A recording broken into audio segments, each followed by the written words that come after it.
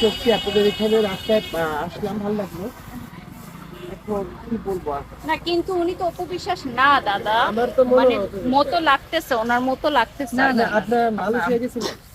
কে? Malaysia না, জীবনে বিদেশে যায় ও থেকে গ্রামে, ও থেকে বরিশাল।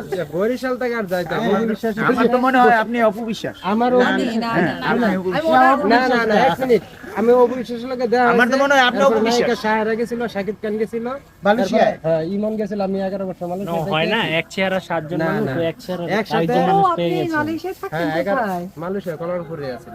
হঠাৎ 11 চলে আসছেন যে, আর যাবেন না? যাম আইসি লকডাউনে, ওই যে করোনার আগে দিয়ে আসছি, আর যাইতে পারি না দেশে কাছে। এই জন্য। আমি 11 বছর মালয়েশিয়া কলারপুর থেকে, ঠিক আছে। আমি নাইট ক্লাবে কাজ করছি 9 বছর। ওইখানে দেশে বাড়ি কই? দেশে বাড়ি নেত্রকোনা, ইয়া, আবার বিয়ে লাইফে করতে তো অনেক চাচ্ছি। ভালো আছে।